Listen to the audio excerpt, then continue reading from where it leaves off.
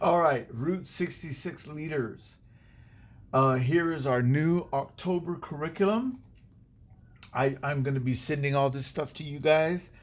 I'm going to be doing something really crazy and something that nobody would ever recommend, and that is I'm going to write our own Route 66 curriculum.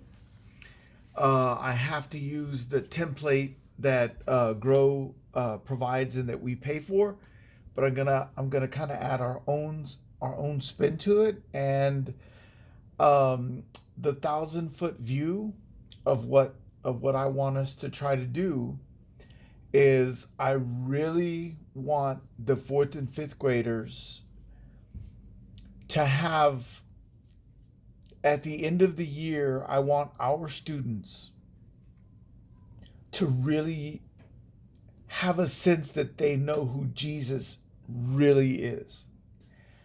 Um, for years and years, you know, we, we've spent a lot of time teaching students why they should not do something and why they should do something.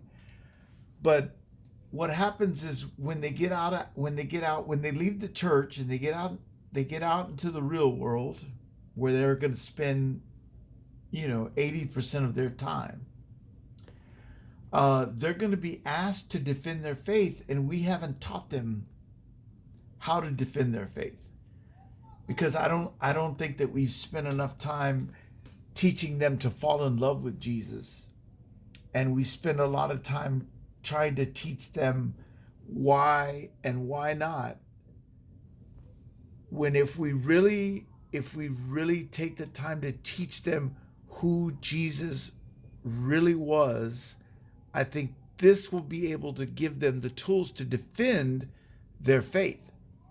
And then when they get to the crossroads where they have to choose to go to the left or to the right, that's going to be an easy choice for them.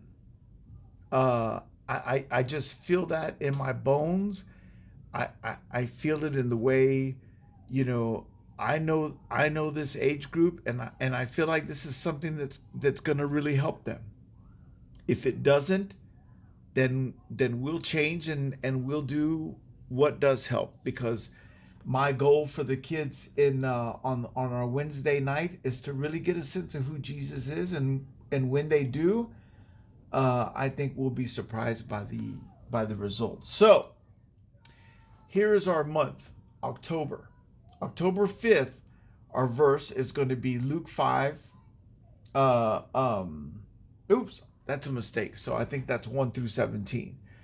And and what I want them to get a sense of is that God really does have a plan, and this is talking about John the Baptist, but it's talking about how his mother and father were old when John was born, because John's John's family, John's parents couldn't have kids, but God had chosen their son to lead the way for Jesus to come. And I want them to get a sense that when God has a plan, he's going to make things happen in a supernatural way. But once you get a sense of that, you'll see that you're not just living on this planet day to day without any direction and without God having a hand in your life. So, October 12th is Luke 2.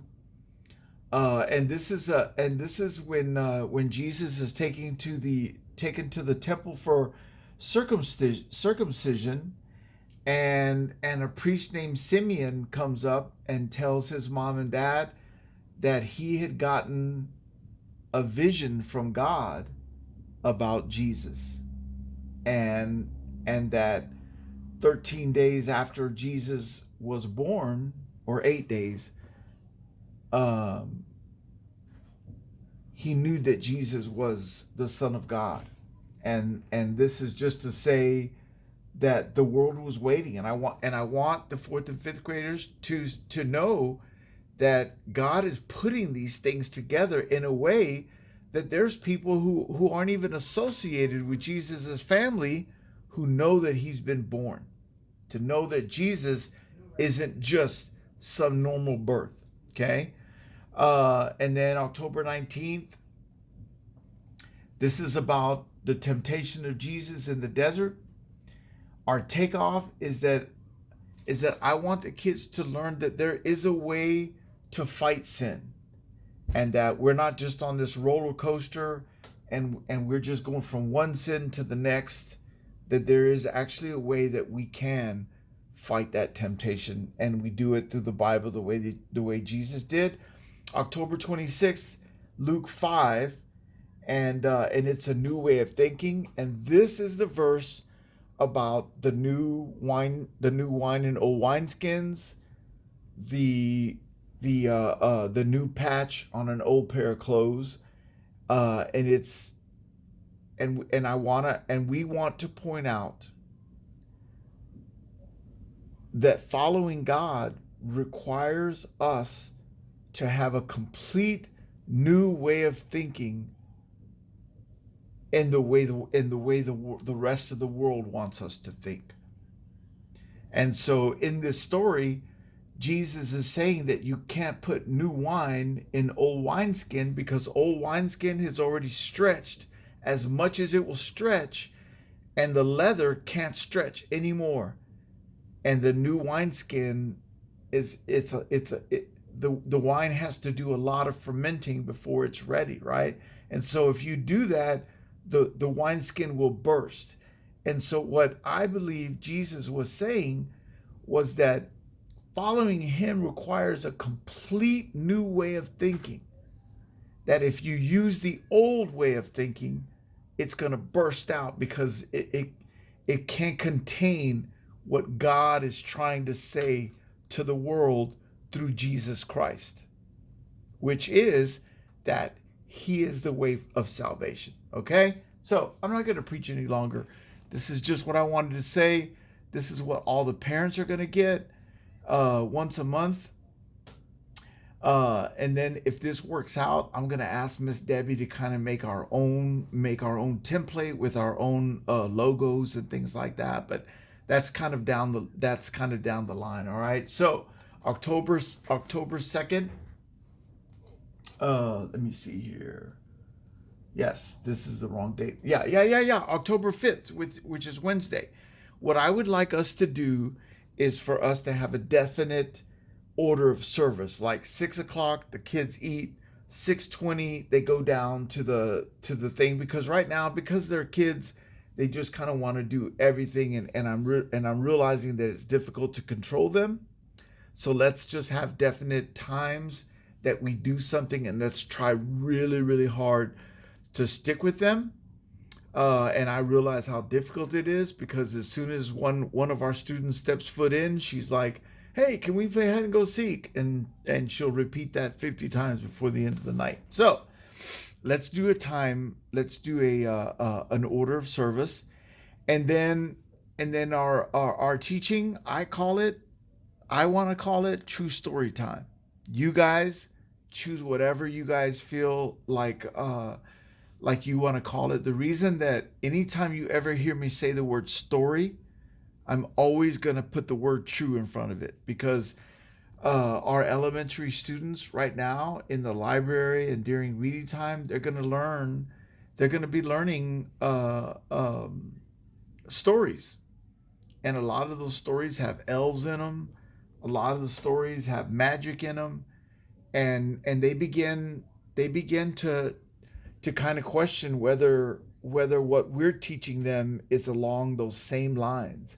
And so every time I say we're going to learn a story, I always say that it's a true story, and it's not the kind of story that you're going to read at school with, all this kind of weird stuff. So, and this is the most important part, our takeaway.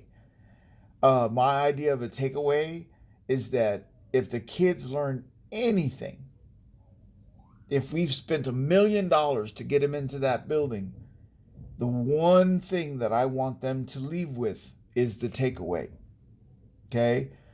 all the pizza and all the sweets and all the cool stuff, all that's great, but I want them to leave the building knowing or thinking about this, that God has a plan, and they're going to learn about a husband and a wife who had a child that God had already told them about and sent an angel to tell them about, and that if that person in the Bible is important to God, they are important to God too. And they are not just put on this earth, but God has a plan for them. That's what I want them to learn. Okay? It's going to take time and it's going to take practice. So I just did the whole month. It probably took me about 2 hours to do everything. So if you find a mistake, let me know. If you want to add something to it, let me know. This is just a very basic idea for us to begin with, okay? And just like I always say, we're gonna crawl. We're gonna no, we're gonna crawl. We're gonna walk, and then we're gonna run. All right. Love you guys. Bye bye.